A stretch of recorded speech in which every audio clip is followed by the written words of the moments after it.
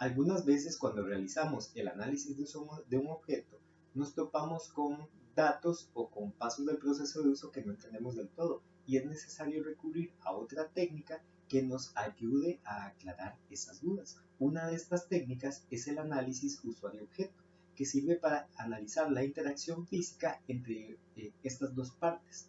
Es útil en las etapas del método proyectual en las cuales se necesita entender cómo la forma del objeto influye en su uso y forma parte también del análisis morfológico, puesto que estudia las formas que integran al producto.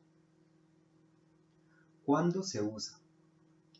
Principalmente cuando se necesita comprender la facilidad de uso de un objeto. También cuando se requiere analizar qué tan apropiada es la forma respecto de la zona del cuerpo con la que tiene contacto. Por ejemplo, el caso de los mouse. Los mouse suelen tener formas redondeadas. Esto por cuanto la zona de contacto es la palma de las manos, las articulaciones de los dedos. Y las formas redondeadas pueden resultar más coherentes con esta zona de contacto respecto de lo que puede pasar con un prisma de base rectangular o con un cubo. También cuando se quiere validar la pertinencia de las formas de un objeto proyectado respecto de su uso. Esto es, si tenemos ya una propuesta de solución, podemos someterla a un análisis usuario-objeto para entender si las formas que estamos proponiendo son las que efectivamente se adecuan más a las capacidades del ser humano. ¿Cómo se hace? Lo primero que debe hacerse es registrar el proceso de uso de un objeto. Por tanto, resulta ideal haber hecho primero el análisis de uso. Luego se definen los puntos de contacto que existen entre el objeto y el ser humano, para luego también aclarar cuáles son las características de la forma que van a facilitar o que van a dificultar el uso. Hay que aclarar acá que los puntos de contacto podrían ser físicos táctiles, pero que también podrían ser de otro tipo. Por ejemplo, si el objeto tiene o emite señales visuales o auditivas que al activarse nos indican como usuarios que debemos de interactuar con él, esto es también considerado un punto de contacto. Vamos a ver el proceso paso a paso a través del uso de esta plantilla.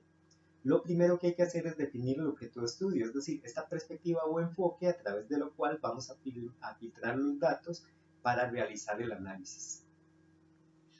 Luego se deben ordenar los pasos según el proceso de uso. Es conveniente hacer primero entonces un análisis de uso como se mencionó anteriormente. Se nombra el paso del proceso de uso que va a ser analizado y para este paso se define cuáles son las zonas de contacto, las del producto y las de la parte del cuerpo del usuario que está en contacto con el producto. Para el paso que se está trabajando hay que describir la forma y explicar por qué es así, crear nuestras hipótesis de por qué motivo ese objeto tiene esa forma. Luego indicar las características de la forma que dificultan o que facilitan la interacción. Esto es entonces ver con ojos más finos para comprender si esa forma realmente es la más apropiada y al ser apropiada entonces facilita el uso, o si existe algún problema con esa forma que dificulta el proceso de uso del objeto de alguna manera. Finalmente, realizar los dibujos que ayuden a explicar el análisis, y los dibujos se hacen al final porque pretenden ser un reforzamiento para comprender mejor el análisis. Entonces, su objetivo final es ayudar a aclarar de qué manera la forma del objeto facilita o dificulta el proceso de uso del objeto. Una vez que se concluyen los pasos, hay que registrar el resultado en un storyboard. Sin embargo, pueden utilizarse otras técnicas. La condición es que se pueda comprender fácilmente esta relación entre el usuario y el objeto. Puede, al finalizar la técnica, también construir un análisis narrativo para facilitar el proceso de publicación de los resultados.